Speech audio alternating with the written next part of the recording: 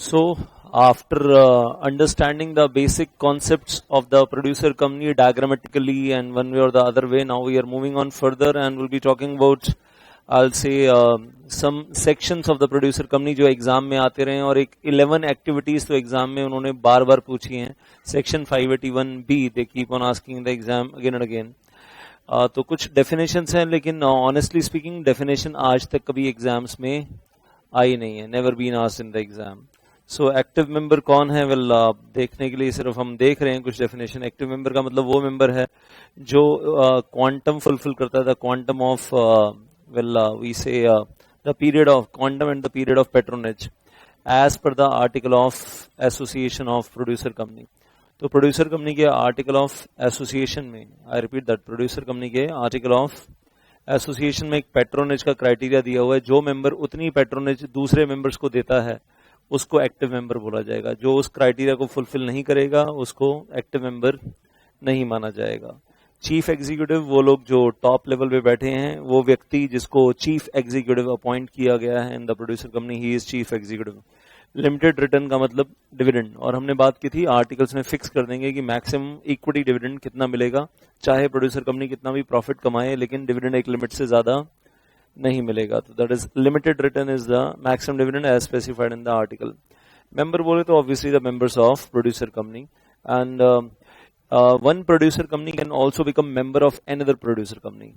ये लिखा हुआ है, मतलब डेफिनेशन बोलती है producer institution can also become the member of another producer company. Then interstate cooperative society, तो एक ऐसी कोऑपरेटिव सोसाइटी या सहकारी समिति जिसका बिजनेस दो स्टेट्स या दो से ज्यादा स्टेट्स में है. तो हम एग्जांपल लेते हैं यहाँ पर आमुल. तो आमुल having business in more than 2 states and obviously Gujarat में तो बेस है, और उसके अलावा गुजरात के बाहर भी आमुल का बिजनेस चलता है. And but you may not be finding any Amul milk or any Amul butter in South India. Well, if you are going to Ooty or you are going to that Kodaikanal or Chennai or Kerala, तो वहाँ पर आपको Amul के products देखने के लिए नहीं मिलेंगे. कभी तमिलनाडु साइड जाना होगा तो वहाँ पर आपको जयललिता का जो फेमस नाम है अम्मा, अम्मा के नाम से आपको सब कुछ मिलेगा वहाँ पर. अम्मा मिल्क, अम्मा सॉल्ट, अम्मा butter, everything is amma there. तो I'll say not hamma but that is amma. तो वहाँ क्या, वहाँ आमुल देखने के लिए नहीं मिलेगा, वहाँ आपको अम्मा देखने के लिए मिलेगा. But that is then mutual assistance principle, मतलब एक दूसरे की हेल्प करना, और जितने भी लोग प्रोड्यूसर कंपनी के मेंबर्स हैं वो एक दूसरे की हेल्प करें. देन ऑफिसर बोले तो chief executive officer and secretary. Patronage, एक दूसरे के साथ बिजनेस में पार्टिसिपेट करना. मैंने पहले भी बोला पैट्रोनेज किस चीज को बोलते हैं हम, जब प्रोड्यूसर कंपनी का एक मेंबर प्रोड्यूसर कंपनी के दूसरे मेंबर को गुड्स देता है या सर्विसेज देता है, that is called as patronage. And then patronage bonus जो हम बोलते हैं लास्ट में, जो हम बोलते हैं कि फाइनेंशियल ईयर क्लोज होने के बाद जिस मेंबर की पैट्रोनेज ज्यादा थी, जिसका विद हेल्ड प्राइस ज्यादा था, उसको पैट्रोनेज बोनस ज्यादा मिलेगा, आइदर इन कैश और बोनस शेयर्स. डायग्रामेटिकली डिस्कस किया था आप लोगों ने, पता नहीं वो डायग्राम फेयर किया या नहीं किया. कितने लोगों ने फेयर कर लिया वो डायग्राम? तो that withheld price and remember that at the end of the financial year patronage bonus. Then we say primary produce में क्या क्या आ जाता है, अब ये ध्यान से पढ़ लीजिएगा. क्योंकि सारा मामला ही प्रोड्यूसर कंपनी का यही टिका हुआ है. तो प्राइमरी प्रोड्यूस में क्या क्या आ जाता है? Point number 1, the produce of the farmers arising from the agriculture including the animal husbandry, so including that milk products and all that, agriculture, horticulture, floriculture, pisciculture. What is that pisciculture? Fishery. Then we say viticulture. अब ये जाकर पढ़ लेना क्या क्या होता है, मतलब I don't know all of them. Forestry, India is a cultural country, so many cultures are there. Then forestry, then forest products, revegetation, bee raising and farming, plantation products and all that, or from any other primary activities. तो bee raising कहने से for the honey business and all that. एक नई चीज बताना चाहूंगा आपको जानकारी के लिए. एक नया कॉन्सेप्ट हिंदुस्तान में शुरू हो रहा है और चाइना में है ऑलरेडी कुछ साल से, और अमेरिका में भी है कुछ साल से. The farming will not be happening on land. अब सब्जियां जो है वो जमीन पे नहीं उगाई जाएगी. The earth is not required for farming. कैसे उगाई जाएंगी फिर? हवा में कैसे उगाई जाएंगी? उसके लिए भी अमेरिकन ट्राई कर रहे हैं कि हवा में फार्मिंग हो जाए. American are trying for that, though it is going to be a very costly affair. पानी में उगाई जाएंगी. मतलब फंडा क्या है कि अर्थ जो है, एक प्लांट को अर्थ क्यों चाहिए होती है, जमीन क्यों चाहिए होती है? To stand straight. हाँ, अगर प्लांट को कोई दूसरा तरीका दे दिया जाए to stand straight with some support system, एक ग्रिल लगा दी जाए, कुछ उसके लिए कुछ आयरन रॉड लगाकर उसके लिए सर्कल बनाकर प्लांट को सीधा खड़ा कर दिया जाए, तो हो गया सीधा खड़ा. तो प्लांट को सीधा खड़ा होने के लिए अर्थ चाहिए, लेकिन अर्थ से साथ में जर्म्स आते हैं, बैक्टीरियाज आते हैं, वायरसेस आते हैं, तो प्लांट्स में इन्फेक्शन भी हो जाता है, कीड़ा लग जाता है. तो अगर अर्थ से कनेक्शन खत्म कर दिया जाए तो प्लांट्स में कीड़ा नहीं लगेगा. और प्लांट्स को अर्थ से क्या चाहिए? वाटर और nutrition, fertiliser and all that.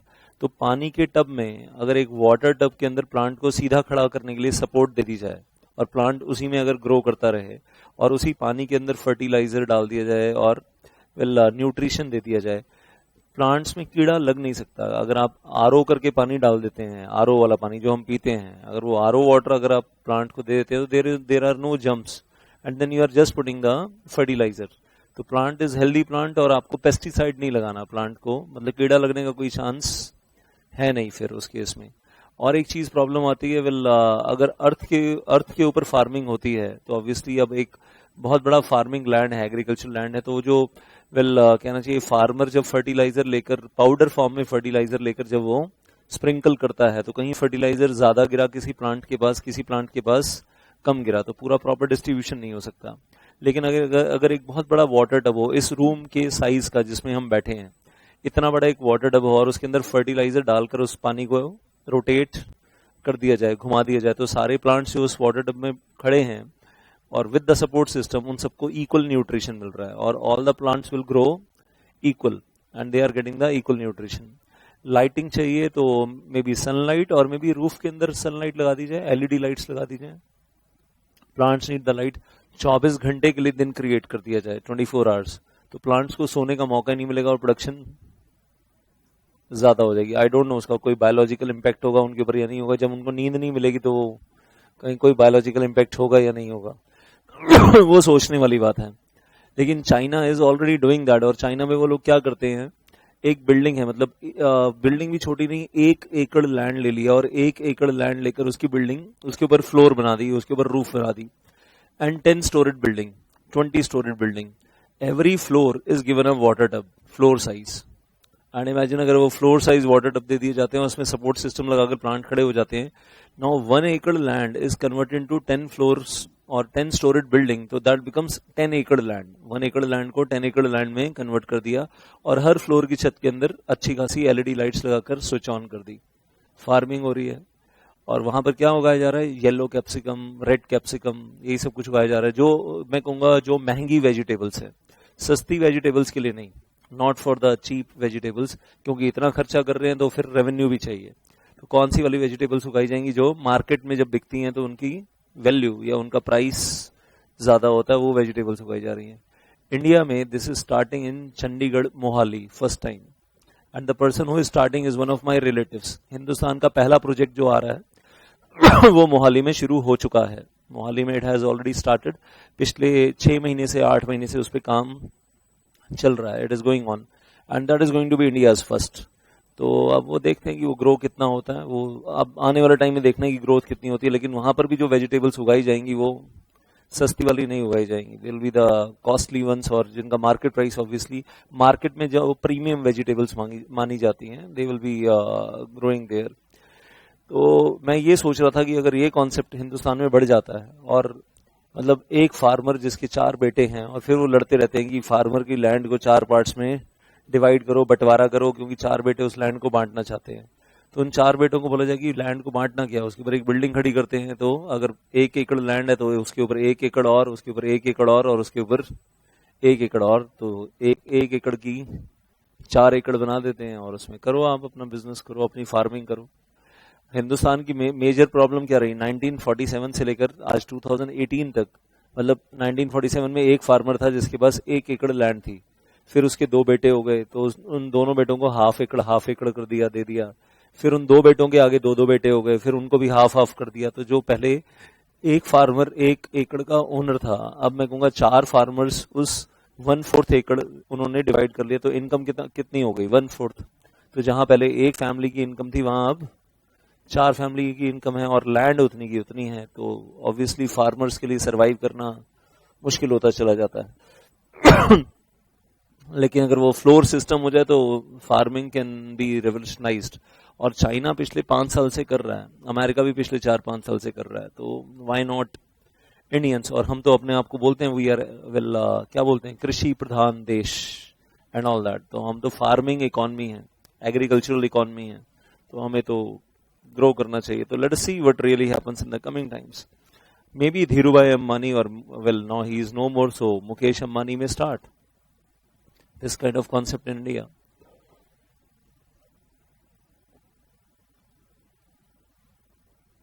तो आगे बढ़ते हैं, well, and that is point number 2, the produce of the persons engaged in the handloom and handicraft. What is that handloom? चरखा चलाते हैं, हाथ से कपड़ा बनता है। एक होती है पावर लूम, पावर लूम मतलब वेल ऑब्वियसली इलेक्ट्रिसिटी पावर से मशीन चलती है और उस पर कपड़ा बनता है, तो दैट इज बेड शीट्स बनती है, कर्टेन्स बनते हैं। तो I say if we go down to Panipat, basically Panipat is very very famous, power looms भी हैं और हैंडलूम्स भी हैं। तो जहां मशीन्स हाथ से चल रही हैं तो हैंडलूम है, और कपड़ा बन रहा है, कर्टेन्स बन रहे हैं। हैंडलूम का काम भी मतलब पानीपत भरा हुआ है, और पावर लूम्स भी हैं। देन हैंडीक्राफ्ट में तो शो पीसेस भी हो सकते हैं, maybe that some small show pieces in the handicraft items, wood work हो सकता है इन द स्टोन वर्क और metal work in the handicrafts. Other cottage industries, तो वेल एक फेमस कंपनी है, अगर आप उसमें आपको ट्रेनिंग मिल जाती है वहां तो बहुत अच्छी बात है, CIE कॉटेज इंडस्ट्रीज एक्सपोजिशन। तो पॉइंट नंबर 2 में that is the last 2 words cottage industries. लेकिन वो कॉटेज इंडस्ट्रीज एक्सपोजिशन कंपनी क्या करती है, वेल झारखंड, छत्तीसगढ़ और मे बी वेल राजस्थान, जहां पर भी हैंडलूम हैंडीवर्क या हैंडीक्राफ्ट का काम बहुत ज्यादा होता है, उन सारे कारीगरों को एंगेज कर लेती है। जो छोटे छोटे लोग अपने घरों में छोटा छोटा काम कर रहे हैं, पेंटिंग्स बना रहे हैं और सब कुछ कर रहे हैं, और राजस्थानी पेंटिंग्स का एक अलग स्टाइल है, दैट इज देयर। तो cottage industry exposition big company, exporter company है, और सारे छोटे छोटे मैन्युफैक्चरर्स को रोप इन कर लिया कि आपका सामान हम उठाएंगे और आगे हम इंडिया के बाहर एक्सपोर्ट करेंगे। तो they are having the office in I will say south Delhi, Andrewsganj, CIE, and that is South Ex के पास ऑफिस है। एक्सपोर्ट का काम है सारा, and big company I will say, maybe you may also try for your training there later on. Any product resulting from any of the above activities including the byproducts of such products, ऊपर जो activities दी गई हैं उनसे बनने वाले by products. अब agricultural activity है, गन्ना बना रहे हैं, अब गन्ने से चीनी बना रहे हैं, चीनी बनाते हैं तो एक बाय प्रोडक्ट बन जाता है, मालूम है किसी को क्या बन जाता है? शुगर मिल में, शुगर फैक्ट्री में शुगर बनाते हुए बाय प्रोडक्ट क्या बन जाता है? मोलासिस। क्या बन जाता है? मोलासिस। उस मोलासिस को अगर फर्मेंट कर दिया जाता है तो उससे क्या बन जाता है? विस्की। सवाल से तो वेल शुगर का मतलब that is sugar cane, sugar cane to sugar, and sugar mill में शुगर अलग बन रही है और साथ में उसका जो लिक्विड वेस्ट होता है, लिक्विड वेस्ट इज मोलासिस। उसी लिक्विड वेस्ट को फर्मेंटेशन प्रोसेस में डाल के सड़ा दिया जाए तो दैट बिकम्स दारू। तो एक तरफ शुगर, एक तरफ दारू, that is the by product of sugar mills. और ऐसे ही होता है मोदी नगर, एंड आई से मेरठ चले जाइए तो मोदी नगर, गाजियाबाद, मेरठ, तो you will find that sugar mills हैं और साथ में दारू की फैक्ट्री है। तो वो भी प्रोड्यूस कर रहे हैं, are they producer company? Yes. और ग्रेप्स से क्या बन जाता है? ये सबको मालूम है। चलिए, किसी कोई विस्की टेस्ट करता है, कोई वाइन टेस्ट करता है, हर किसी का अपना अपना टेस्ट है। मतलब खैर नॉलेज होनी चाहिए, मैं ये नहीं कह रहा कि बाहर जाकर शुरू हो जाओ। मैं तो ये मानता हूं कि आप सब बॉर्नवीटा वाले बच्चे हो। यस और नो? कितने लोग सुबह बॉर्नवीटा पीते हैं और शाम को? शाम को भी बॉर्नवीटा पीते हैं या शाम को कुछ और? चलिए, एनी हाउस। तो point number 4, any products resulting from ancillary activities that would assist or promote any of the aforesaid activities। तो कोई भी प्रोडक्ट जो एंसिलरी है, resulting from the ancillary activities. अब ये प्रोडक्ट्स अब एग्जाम के लिए याद रखिएगा, प्राइमरी प्रोड्यूस मीन्स व्हाट, तो प्राइमरी प्रोड्यूस में ये सब कुछ आ जाता है। And any activities which is intended to increase the production of anything refer to in sub clause 1 to sub clause 4 और improving the quality thereof. अच्छा, अगर हम फार्मिंग कम्युनिटी की बात कर ही रहे हैं, जहां प्रोड्यूसर कंपनीज की बात कर रहे हैं, कहने से ये जो बड़ी बड़ी कंपनीज जो बड़े बड़े ब्रांड्स बन गए हैं, बासमती राइस बेचती हैं, एक दो नाम बता सकते हैं कोई? इंडिया गेट बासमती राइस, तो company secretary is my student only there. उसको मैं बोलता हूँ कभी कि घर आकर कभी चावल बनाकर खिला दे। उसकी वाइफ भी, वो भी मेरी स्टूडेंट है। इंडिया गेट बासमती राइस से तो मेरा इमोशनल कनेक्शन है।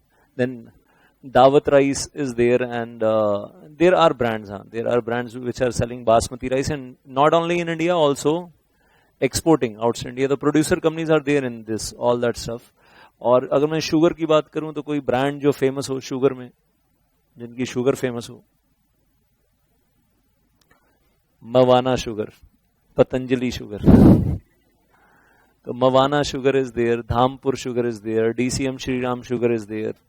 बाकी ये ठीक है, आप लोग, मम्मी अभी कभी आपको राशन का सामान लेने के लिए भेजती नहीं तो पता नहीं सर, घर में शुगर आती है हम तो खा लेते हैं सर, मम्मी ने कभी बोला नहीं कि ये वाली चीनी लेकर आनी है। But I'll say then there are big brands in the sugar industry as well. तो प्रोड्यूसर कंपनीज में है, मतलब you find that Basmati is big business, sugar is obviously big business. Then producer means any person engaged in the activity connected with the relatable or the primary produce. Then the producer will obviously, producer का मतलब जो भी production activity में है, जो primary produce बनाता है वो प्रोड्यूसर। तो प्राइमरी प्रोड्यूस बनाने वाला एक फार्मर भी हो सकता है, एक मैं कहूँगा कि दूध वाला भी हो सकता है, which is into the milk business and all that. तो प्रोड्यूसर्स तो सब लोग हो सकते हैं। आजकल ऑर्गेनिक मिल्क के लिए भी काफी एडवर्टाइजमेंट देखता हूँ कि organic milk delivered on your door step, fresh organic milk. और वो गाय भैंसे ऐसी हैं जिनको इंजेक्शन देकर उनका दूध नहीं बनाया जाता है, और इंजेक्शन के दम पर नहीं होता है। The natural milk is being taken and being delivered at your door, and they are claiming कि आप अपने डोर स्टेप पे, आपको हम एक चेकिंग किट देंगे कि आप चेक कर लेना कि उस दूध में कोई यूरिया नहीं है, कुछ नहीं है।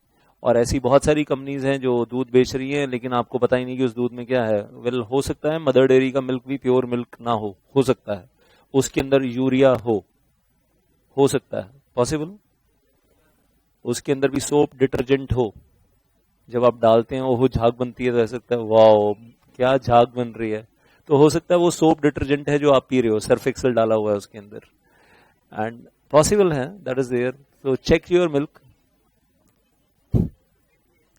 रिसेंटली मदर डेयरी का इशू हुआ था, रिसेंटली मदर डेयरी का केस बना था, और इंडिया में एक WHO की स्टडी कहती है, वर्ल्ड हेल्थ ऑर्गेनाइजेशन की स्टडी कहती है 60% milk of India is not fit for consumption, not fit for human consumption, क्योंकि उसके अंदर यूरिया है, पेस्टिसाइड्स हैं, इंसेक्टिसाइड्स हैं जो हम पी रहे हैं, और फिर उससे कैंसर हो जाता है, इट में कॉज कैंसर। तो 40% milk in India is fit for human consumption. WHO study है 60% milk of India is not fit for human consumption. और एक मशीन इन्वेंट की है, यहीं पर ज्यादा दूर मत जाइए, ये दिल्ली में ही पूसा नाम की एक जगह है, मालूम है? तो पूसा में साइंटिस्ट बैठे, ये हमारे पास में ही है पूसा राउंड अबाउट, और साथ में पूसा साइंटिस्ट की जो लैब है, उन्होंने एक मशीन इन्वेंट की है। उस मशीन का मतलब RO सिस्टम जैसी मशीन है, उसमें पानी मत डालिए, उसमें दूध डाल दीजिए ऊपर से, तो you put 1 litre of milk in that machine, और वो मशीन पे ना पहले तो रीडिंग मीटर आता है, यूरिया दिस मच, और जो भी एलियन सब्सटेंसेस हैं दिस मच, तो वो मीटर बताता है, वो रीडिंग बताता है। उसके बाद वो मशीन क्या करती है, दूध अलग करती है और एलियन सब्सटेंसेस को अलग करके निकाल देती है, वेस्टेज में चला जाता है। तो 1 लीटर दूध डालते हैं तो उसमें से 60% नाली में बह जाता है, 40% बच जाता है जो आप घर में कंज्यूम कर सकते हैं। That machine is costing 1 lakh rupees, मतलब 1 लाख रुपए की मशीन है। वो कह रहे हैं हम मार्केट में लॉन्च कर रहे हैं, अगर आप खरीदना चाहें तो आप खरीद सकते हैं। पहले 1 लाख रुपए की मशीन खरीद के घर में लगाओ, फिर उसमें 1 लीटर दूध डालो, जिसमें से 60% नाली में बहता हुआ देखो कि बह रहा है, और 40% दूध बचता है। और ये हमारे इंडियन साइंटिस्ट ने बनाई है मशीन, हमारे इंडियन साइंटिस्ट ने बनाई।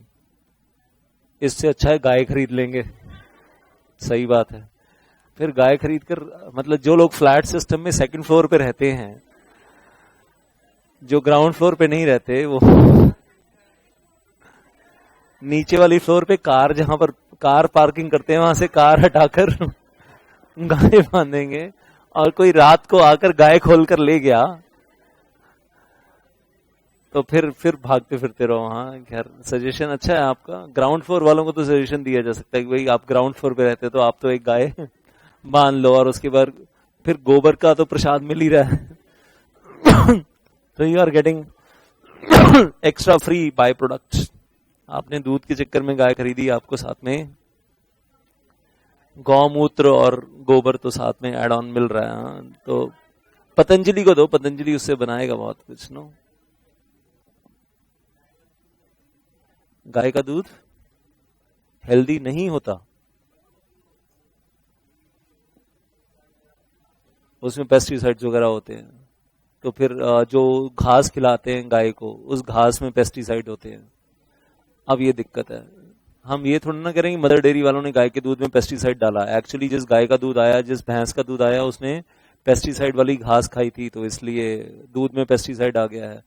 और अल्टीमेटली कैंसर के प्रॉब्लम बढ़ती जा रही है इंडिया में। कैंसर इशू इसलिए बढ़ता जा रहा है, मतलब we think milk is the most nutritional and best product that we can have, but it is causing cancer. That's a problem. तो अब वो देखना है कि हिंदुस्तानी कब जागते हैं। एंड जो इन्होंने मशीन बनाई है, आपको बताना चाहता हूँ, एक अमेरिकन कंपनी ने सेम मशीन बना दी है जो पूसा वाले उन्होंने बनाई है, हमारे पूसा वाले साइंटिस्ट ने। वो मशीन वो इंडिया में बेचना चाहते हैं 8,000 रुपीज पर मशीन। तो you can buy that machine for 8,000 rupees. तो American company has developed a machine. अब उसकी परमिशन नहीं मिल पा रही है अभी तक। इंडियन गवर्नमेंट परमिशन दे नहीं रही है वो मशीन बेचने के लिए। इंडिया में होनी चाहिए, हर घर में वो एक 8,000 रुपए की मशीन तो अफोर्ड कर सकते हैं। तो 1 लाख रुपीज की मशीन मत लीजिए जो पूसा के साइंटिस्ट ने बनाई है। और अमेरिकन साइंटिस्ट आर सेइंग कि हमने सेम मशीन बनाई है लेकिन हमारी costing is only rupees 8,000 as per Indian currency. तो लेकिन उसमें फिर ये होगा कि आप 1 लीटर दूध डालोगे तो 60% तो नाली में बह जाएगा और 40% फिट रहेगा ह्यूमन कंजम्पशन के लिए। तो कितने लोग ऐसी मशीन घर में लगाना चाहेंगे? अगर 8,000 रुपीज में मिल रही है तो कम से कम स्वच्छ दूध पियेंगे। So now near about, well, I can see, well, 30% hands coming up. 70% कह रहे नहीं सर, दूध बहता हुआ कैसे देखें, नाली में बहता हुआ जा रहा है। अभी 1 लीटर लेकर आए थे, 60% नाली में बह गया। तो अब ये तो सोचने वाली बात है कि आप खतरनाक दूध पीने के लिए पीकर खुश हैं या आप स्वच्छ दूध पीना चाहेंगे। और वो मशीन अगर इंडिया में लॉन्च होती है इस साल, just in case it is launch, तो मेरी वाइफ के मामा जी हैं जो इंडिया में लॉन्च करवा रहे हैं। He is looking after the ministry of health. मतलब उनका पिछले 1 साल से वो टकरे मार रहे हैं, मिनिस्ट्री ऑफ हेल्थ को बोल रहे हैं कि लाने दो लाने दो लाने दो, और मिनिस्ट्री ऑफ हेल्थ मना कर रही है। Suresh Batra is the name, you will find in some newspaper Suresh Batra's name and pictures come in newspapers also। तो वो वेल अब वही है, वो घर के बिल्कुल पास में ही घर है उनका, तो it is walking distance. We at times meet and we talk about this. Patanjali को वो मशीन बेची है उन्होंने, और पतंजलि को बोला कि आप प्रोडक्शन के टाइम पे इस मशीन का यूज कीजिए, और पतंजलि मिल्क जब मार्केट में आए तो वो प्योर वाला दीजिए, 60% वेस्टेज फेंक दीजिए और 40% जो बचता है वो मार्केट में लॉन्च कीजिए। And that milk may be costly, that may be double the cost of the normal milk that we consume. हो सकता है वो डबल कॉस्ट पे आएगा। तो पतंजलि के साथ टाई अप कर रहे हैं वो, आजकल बातचीत चल रही है। और वेल मे बी अमूल में ऑल्सो एग्री। अमूल वाले अभी तक माने नहीं है कि भाई 60% कैसे बहा दे। तो जो चल रहा है, हिंदुस्तानियों को जो पीना है मतलब पी रहे हैं और हम पिला रहे हैं, that is what is happening. So let's see what really happens, कि मिल्क आने वाले टाइम में इंप्रूव होता है या नहीं होता है। और प्रीमियम मिल्क एक मार्केट में अलग से मिलेगा। तो 2 टाइप के मिल्क होंगे, एक इकॉनमी मिल्क और एक प्योर मिल्क। इकॉनमी मिल्क जो आज तक मैं भी पीता हूं और आप भी पीते हैं, और pure milk will be double the cost of the economy milk, that is there. और एक प्रॉब्लम और भी है, ये जो मिल्क हम पीते हैं ये सोचकर कि गाय का है, भैंस का है, इसमें बकरी का दूध मिला दिया जाता है, इसमें ऊंट का दूध मिला दिया जाता है, इसमें कश्मीर में एक यॉक नाम का भी एनिमल है, you know that, yak milk बीच में मिला दिया जाता है। तो दूध तो सबका सफेद होता है। मैं ये नहीं कहूंगा डॉग्स मिल्क भी बीच में मिला दिया जाता है। तो इस दूध के अंदर दूध, अब वो मामा जी बताते हैं मुझे, तो जब मामा जी मुझे बताते हैं तो फिर मुझे लगा मैं भी आपके इग्नोरेंस इज ब्लिस। बकरी का भी पी रहे हैं, ऊंट का भी पी रहे हैं, यॉक का भी पी रहे हैं। बकरी का सबको हजम नहीं होता, उसमें ना स्मेल होती है अलग सी। अगर मैं बकरी का दूध आपकी नाक के पास ले आऊं ना 1 ग्लास, ये लो, डेंगू में पिलाया जाता है जिनको डेंगू फीवर हो जाता है। बकरी का milk is very good for in dengue fever. जिसकी नाक के पास ले आओ कहता है वैसे ही वॉमिट कर दूंगा, पीऊंगा क्या। तो उसकी स्मेल अजीब सी होती है, अलग होती है। ऊंट के दूध में भी स्मेल होती है, लेकिन मतलब ऐसा है ना, अगर 80% गाय का दूध है और 20% बकरी का दूध मिला दो तो ठीक है, मतलब फिर स्मेल का पता नहीं चलता इतना। आई डोंट नो व्हाट मतलब क्या है, लेकिन मैंने सुना कि ये सब कुछ मिक्स करते हैं। बाकी यूरिया सर्फ एक्सेल तो बीच में रहता ही है। तो समझ में आ गया ना आप लोग क्या दूध पीते हो। तो पौष्टिक मिल्क, हाँ पौष्टिक मिल्क। हाँ जी, अच्छा अब सब लोग दिल्ली वाले डिब्बा लेकर यूपी जाएंगे दूध लेने के लिए, और अपने सामने गाय का दूध निकलवा कर, इसमें बकरी का नहीं है, इसमें यॉर्क का नहीं है, वो लेकर आएंगे। अब देखो मदर डेयरी और दिल्ली मिल्क स्कीम वगैरह क्या करते हैं मशीनों में, फैक्ट्रीज में, हमें क्या मालूम। और दूध की कमी पूरी करनी है तो डालो जो डालना है, मतलब सप्लाई पूरी करनी है। हर जगह झोल तो है कुछ ना कुछ। Then going on further, producer institutions. तो producer institution we know that it means a producer company. Producer institution means a producer company और any other institution having only the producers as its members. तो producer institution एक ऐसी institution है जिसमें या तो producer company या तो वो प्रोड्यूसर कंपनी है, या फिर ऐसी इंस्टीट्यूशन है जिसमें केवल प्रोड्यूसर्स ही मेंबर्स हैं और कोई मेंबर नहीं है। विद हेल्ड प्राइस हमने बात की थी, कहां लिखा होगा, आर्टिकल ऑफ एसोसिएशन में लिखा होगा। Then talking about the section 581B, और इसको लिखिएगा साथ में, very very very important for exam. 8 number का स्ट्रेट क्वेश्चन अभी आया था पीछे दिसंबर 2017 में, straight question 8 marks, section 581B। और जो लोग सोचते थे कि sir producer company, rather I tell you, बहुत सारे स्टूडेंट्स ने बोला सर प्रोड्यूसर कंपनी हल्का सा चैप्टर है, चॉइस में छोड़ जाते हैं, तो वहां पूरा क्वेश्चन ही उनका गड़बड़ हो गया। 8 नंबर का स्ट्रेट क्वेश्चन था। क्लास में तो हमने पढ़ा था, हर बैच में पढ़ते ही हैं, लेकिन रिवीजन के टाइम पे रिवाइज नहीं किया घर जाकर, और चॉइस में सोचा था कि निकल जाएगा या कुछ भी है, वो अटक गया वो। और क्वेश्चन नंबर 4 में it came as compulsory part. Then so 581B important for exam, और बार बार रिपीट हुआ एग्जाम में। The objects of the producer company shall relate to all or any of the following 11 matters. तो 581B gives the list of 11 matters की ये 11 चीजें जो हैं वो आपके ऑब्जेक्ट क्लॉज में हो सकती हैं। और ऑल और एनी का मतलब क्या, any one, maybe any one, maybe any two, maybe all 11, that is there. Then we are saying first one is production, harvesting, procurement, grading, pooling, handling, marketing, selling, export of primary produce. तो आज से primary produce बोले तो अगर agriculture की बात करते हैं तो एग्रीकल्चर के एंगल से ही production of agricultural substances, fruits, vegetables, harvesting, then procurement, then grading, you know that, apples में भी क्या होता है, grading होती है, ये better superior grade है, ये inferior grade है, होता होगा fruits में। मैंगोज में भी होता होगा। मैंगोज में एक वैरायटी जिसका नाम हम सबसे ऊपर सुनते हैं, इंडिया का कॉस्टलीस्ट मैंगो कौन सा है, the best quality and the costliest mango of India, alphonso, Maharashtra, Devgad alphonso और Ratnagiri alphonso. That is alphonso mango is the best mango of India, बोलते हैं ऐसा। एंड एक अलग ही एरोमा है, मतलब वो अल्फोंसो मैंगो जब नाक के पास आता है तो समझ में आ जाता है कि वो अल्फोंसो है। तो उसका जो एरोमा है, उसकी जो खुशबू है, उसका जो टेस्ट है, वो एक अलग स्पेशल, मतलब उसको किंग ऑफ मैंगोज बोलते हैं, that is called as king of mangoes. बाकी इधर अपने यूपी में भी है, well that is Dasheri, Malihabadi, and then there is Kesar, Totiya, Safeda, Langra. We have lots of varieties of mangoes, and when there is mango festival, there is mango festival. UP has mango festival, और यहाँ दिल्ली में, दिल्ली हाट में एक मैंगो ईटिंग कंपटीशन होता है जिसमें आपके सामने 10 किलो मैंगोज रख दिए जाएंगे free of cost. You have to eat and finish as soon as possible आपके सामने। उसके बाद जो लूज मोशन होगा वो एक अलग बात है, वो आप घर जाकर निकालो। तो हाँ, उसके बाद दाने, फिंसियां निकलेंगे, लेकिन कुछ लोगों को नहीं निकलते हैं, ऐसे हैं वो ना, यहाँ से फूल जाते हैं, मैंगो खुद मैंगो बन जाते हैं, खुद मैंगो बन जाते हैं, लेकिन उनको मतलब they are sweet people and उनको नहीं निकलते दाने, फिंसियां वगैरह। तो ऐसे लोग भी हैं दुनिया में। अब ये मुझे नहीं मालूम मैंगो खाने के बाद क्या पीना चाहिए क्या नहीं पीना चाहिए, लेकिन मतलब दारू नहीं पीनी चाहिए, क्लियर है, मीठा और दारू मैच नहीं करते। तो खैर कुल मिलाकर कहानी ये है, मैंगो फेस्टिवल्स है, मैंगो कॉम्पिटिशन्स हैं, India is well enjoying that. तो अब हम बात कर रहे थे, तो पहली चीज ग्रेडिंग की बात हो रही थी, तो क्या क्या फ्रूट्स को, वेजिटेबल्स को भी ग्रेडिंग दी जाती है? Yes, pooling is being done. और ऐसा हो सकता है कि बहुत सारे फार्मर्स, छोटे छोटे फार्मर्स जो उगा रहे हैं, उन सबको पूल करके उन सबका प्रोडक्ट्स एक जगह इकट्ठा कर लिया जाए और कोई रिलायंस फ्रेश जैसी कंपनी या बिग बास्केट जैसी कंपनी पूलिंग कर ले। Is it possible?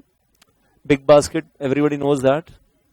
अगर आपने कभी बिग बास्केट से कुछ ऑर्डर किया है तो बड़ा, मैं कहूंगा अच्छा उनका, मैं कहूंगा कि वेल कल्चर है, आपके घर आकर डोर स्टेप पे आपको फ्रूट्स वेजिटेबल फ्रेश डिलीवर करके जाते हैं और आपको on the spot cash on delivery. पसंद नहीं आता तो आप मत लो, डोंट टेक। और अगर आपने क्रेडिट कार्ड, डेबिट कार्ड से पेमेंट की है और कल को मान लो कि वो बेकार है, तो उसकी पिक लेकर, जो फ्रूट वेजिटेबल डिलीवर हुआ है उसकी पिक लेकर उनको वापस सेंड कर दो उनकी ऐप के ऊपर। तो आपने जो पेमेंट की थी by credit card, debit card, आपके वॉलेट में डाल देते हैं। तो मैंने 2-3 बार ट्राई किया है वेल बिग बास्केट पे, तो इट रियली फील्स गुड कि घर में सब्जी डिलीवर हो जाती है और अगर फ्रेश है, बढ़िया है तो कंज्यूम कर लीजिए, और अगर गड़बड़ लग रही है तो उसकी पिक लेकर वापस उनको भेज दीजिए।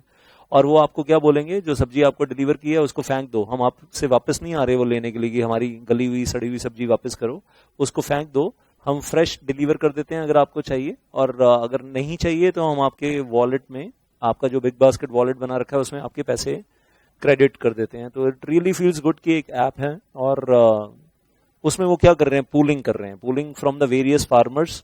एंड गोडाउन है उनका अपना, वेल जो भी उनका कहना चाहिए स्टोरेज है, वेयर हाउस है, और उसके अंदर कोल्ड स्टोर में स्टोरेज कर रहे हैं and they are supplying further. तो पूलिंग का काम भी कर सकती है company, producer company. Then handling, तो यहां पर वो पूलिंग वर्ड आता है तो वो बिग बास्केट और रिलायंस फ्रेश एकदम से दिमाग में आ जाता है।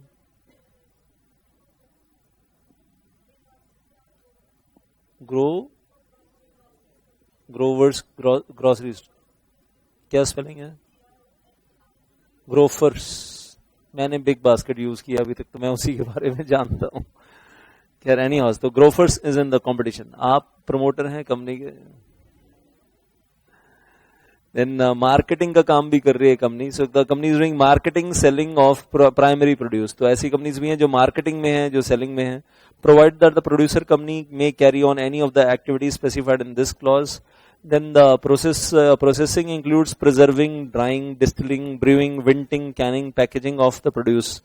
तो you know that preservatives are added. Point B में पहला word preserving, तो preservatives are added. कुछ चीजों को ड्राई करके बेचा जाता है। मैंगो के भी ना, एक तो आम पापड़ होता है, वो तो एक अलग चीज होती है, लेकिन मैंगो के कट पीसेस को क्या सन ड्राई करके, क्या उसको पैकेजिंग करके बेचा जा सकता है। आंवला कटिंग करके, बनाना चिप्स कटिंग की जाती है, ड्राई किया जाता है और बेचा जाता है। तो दैट इज देयर। तो आई से प्रिजर्विंग, ड्राइंग, डिस्टिलिंग करना, ब्रेविंग करना, और आजकल तो लोकल ब्रेवरीज बहुत होती जा रही हैं, विंटिंग, कैनिंग करके, पैकेजिंग करके बेचना। सो ऑल दैट इज, ये ब्रूइंग और विंटिंग ना बड़े बच्चों की बातें हैं, मतलब ये वही दारू वाली साइड आ गया मामला। तो हाँ, तभी समझ में नहीं आया। तो आजकल तो जो गुड़गांव में या दिल्ली में भी कैनॉट प्लेस में होता जा रहा है, लोकल बार्स हैं जिसके अंदर ना उन्होंने ब्रूइंग मशीन लगा रखी है, तो आप ऑन द स्पॉट बियर बन रही है, मतलब ऐसे नहीं कि पीछे से पैक होकर आ रही है, कोई पैक्ड बियर नहीं है, वो ब्रेवरी उन्होंने लगा रखी है, बड़े बड़े सिलेंडर्स लगा रखे हैं और उसी में से टैप खोलो, ग्लास आगे रखो और बियर। मैं नहीं पीता, मतलब not really, like I don't consume beer, I don't consume any kind of alcohol at all, वो माता रानी जानती है, बट मैं बातें बहुत जारी कर लेता हूँ, गप्पे मार लेता हूँ। मैं बहुत पीता हूँ वैसे पानी, मैं दिन रात सुबह शाम पीता रहता हूँ, लेकिन वो पानी पीता रहता हूँ, but not all that stuff. तो वेल आई विल से, तो कुल मिलाकर वो हैं बड़ी बड़ी machines. Vinting is the well next step of brewing, that is उसी प्रोसेस में आगे आ जाता है, उसका फ्लेवर इंप्रूव करने के लिए है vinting and all that. Europeans are more habitual of all this, India में अभी शुरू हुआ है अभी ये सब कुछ। तो जब आपने नाम सुने होंगे शायद, कार्ल्सबर्ग सुना है, हेनिगन नहीं सुना है?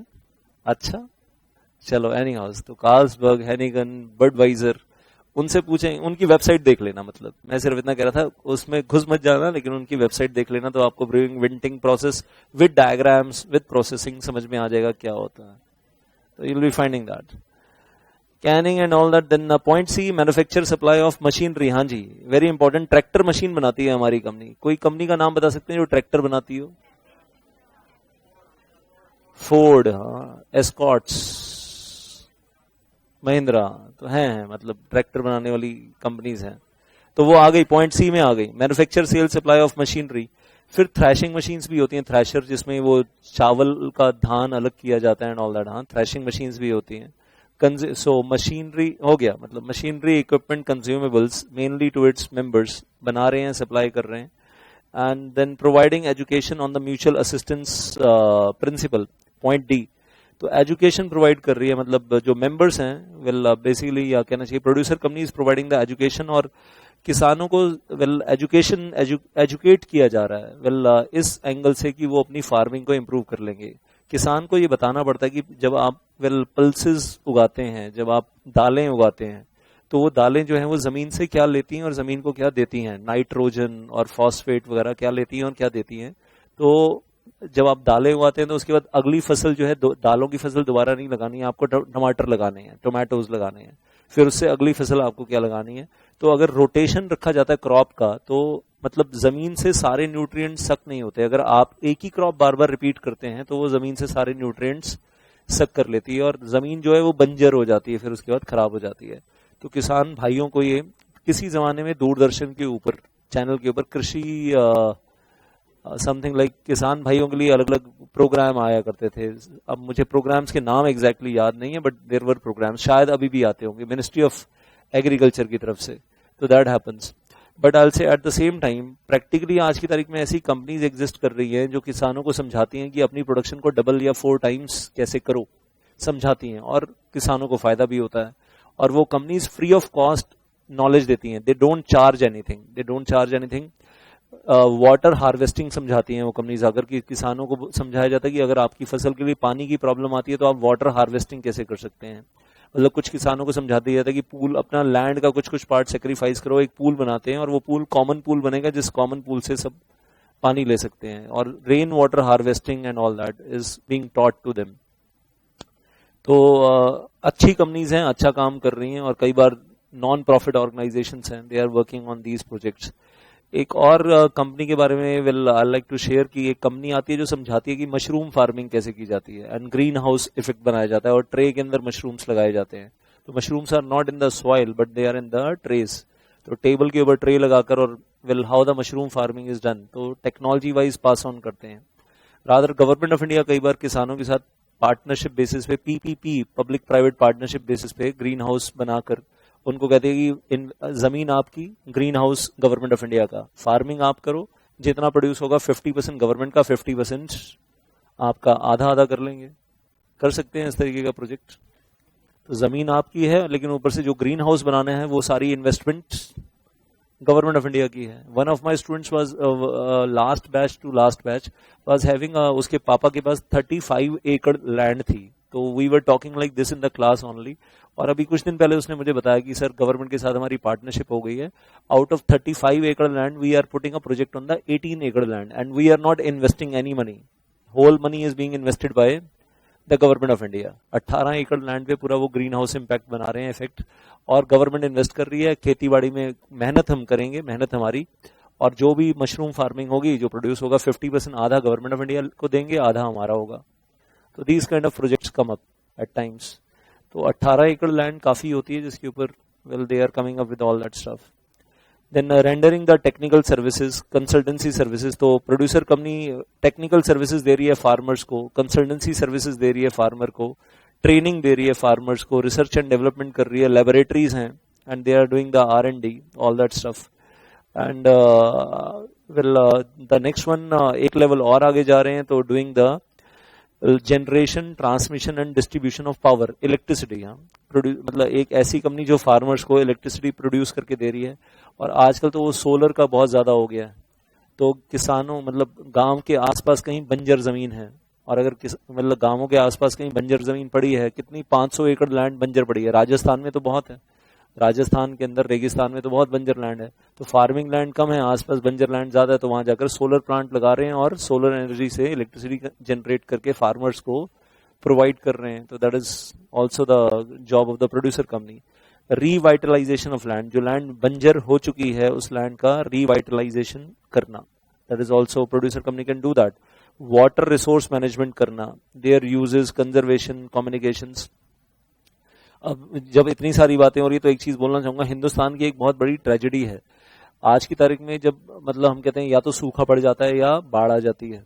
अब बाढ़ आती है और पानी इतना होता है, महाराष्ट्र में हैवी रेनफॉल, पिछले साल महाराष्ट्र में सूखा पड़ा था, बीच में एक बार तो ऐसा हुआ कि वो आईपीएल के मैचेस को इंडिया से शिफ्ट करना पड़ गया। क्यों? क्योंकि महाराष्ट्र में सूखा पड़ा। या महाराष्ट्र में मैचेस नहीं होंगे, राजस्थान में नहीं होंगे, क्योंकि राजस्थान आईपीएल टीम है या मुंबई आईपीएल टीम है, तो उनके मैचेस वहां नहीं होंगे, उनको वहां से बाहर कहीं और मध्य प्रदेश में करवाया जाए, क्योंकि महाराष्ट्र में सूखा पड़ा है, राजस्थान में सूखा पड़ा है, इसलिए IPL matches are not allowed. क्योंकि आईपीएल मैच करवाने के लिए वो जो प्ले ग्राउंड होता है उसको बहुत ज्यादा पानी देना पड़ता है, और प्ले ग्राउंड को ग्रीन रखने के लिए वाटर वेस्टेज बहुत होती है, पीने के लिए नहीं है तो ग्राउंड को कैसे पानी दिया जाए। तो आईपीएल के मैचेस डिस्टर्ब हुए, बीच में एक बार आईपीएल पूरा का पूरा शिफ्ट करके साउथ अफ्रीका ले गए क्योंकि सूखा पड़ा था। तो पानी की इतनी शॉर्टेज होती है, और उसके अगले साल इतना पानी होता है, बाढ़ आ जाती है। अब वाटर रिसोर्स मैनेजमेंट हिंदुस्तान ने आज तक सीखा नहीं, आजादी के 70 साल में नहीं सीख पाए। तो क्या होना चाहिए कायदे से, जो पुराने जमाने में राजा महाराजा करते थे, आज से 600-700 साल पहले, रेन वाटर हार्वेस्टिंग, और बड़े बड़े उन्होंने अंडरग्राउंड कहना चाहिए कि टब्स बना रखे थे या टैंक्स बना रखे थे, अंडरग्राउंड टैंक्स, जिसमें मतलब लाखों करोड़ों लीटर पानी इकट्ठा कर लिया करते थे, और बाद में सूखे में कभी कोई प्रॉब्लम प्रजा को नहीं आती थी। राजा इतना ध्यान रखता था कि प्रजा को कोई प्रॉब्लम नहीं आनी चाहिए, सूखा जब पड़ेगा अगले साल। हमारे यहाँ का राजा को फिलहाल तो कोई चिंता है नहीं, या है? रेन वाटर हार्वेस्टिंग होना चाहिए। इस साल सुना है मॉनसून नॉर्मल होगा और बारिश अच्छी होने वाली है। अब दिक्कत क्या है, वो सारा पानी नदियों में चला गया और बह गया, तो फिर क्या फायदा? महाराष्ट्र के पास इतनी बड़ी लैंड है, कहीं तो रेन वाटर हार्वेस्टिंग करो। राजस्थान के पास इतनी बड़ी लैंड है, कहीं तो रेन वाटर हार्वेस्टिंग करो। तो रेन वाटर अगर करोड़ों लीटर पानी इकट्ठा कर सकते हैं तो the things can be improved. और वेल दैट इज, किसानों को ऑनेस्टली स्पीकिंग आजकल गवर्नमेंट्स क्या लालच देती हैं, तुम्हारा लोन माफ किया, 8,000 करोड़ का लोन माफ कर दिया, 36,000 करोड़ का लोन माफ कर दिया। अरे भाई, किसानों को लोन माफी नहीं चाहिए, किसानों को इंफ्रास्ट्रक्चर चाहिए। आप उनको पानी दे दो, उनको लोन माफी चाहिए नहीं। उनके पास पानी होगा तो वो लोन माफी क्यों मांगेंगे आपसे बैंक लोन लेकर?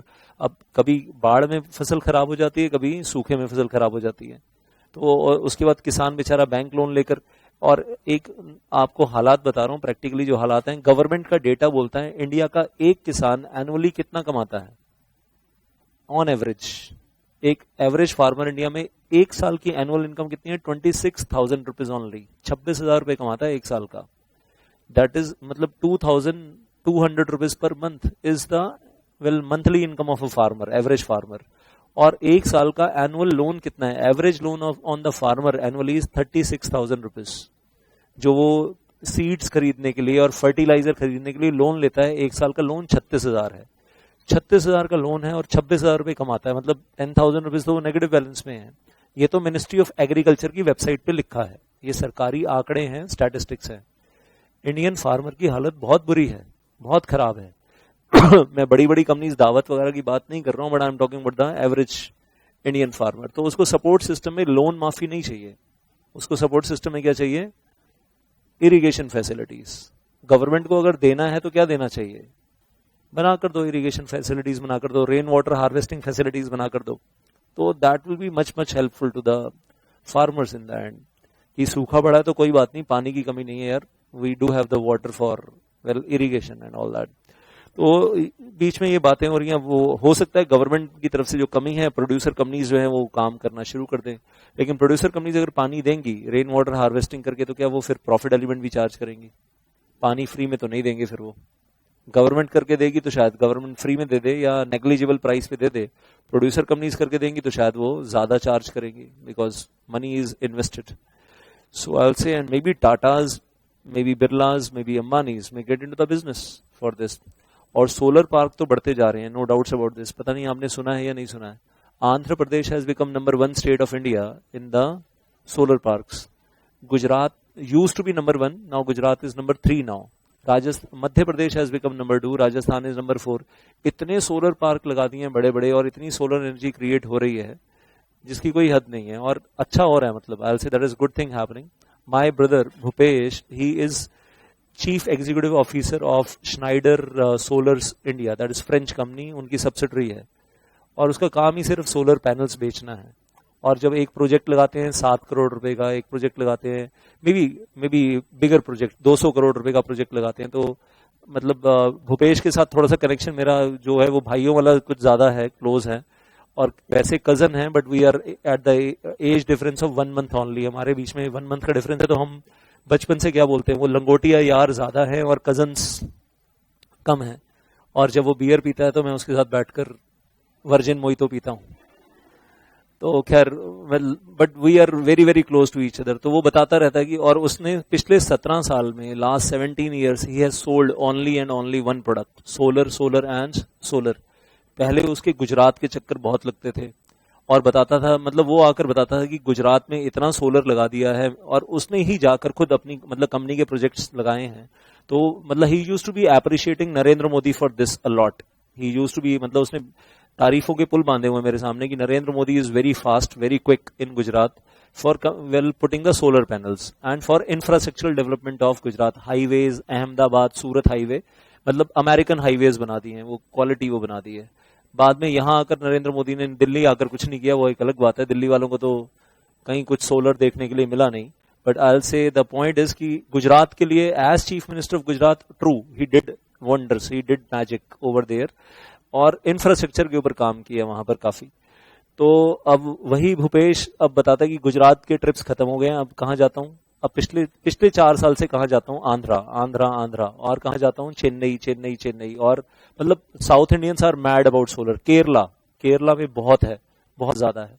तो लेकिन दिल्ली वालों को अभी इतना होश आया नहीं है। हाँ, हमारी बिल्डिंग में जहां बैठे हैं, ऊपर आप छत पे चले जाओ तो आपको देखने के लिए मिलेगा, the top of the roof is solar panels. इसी बिल्डिंग में ऊपर चले जाइए, पूरा सोलर पैनल लगा हुआ है।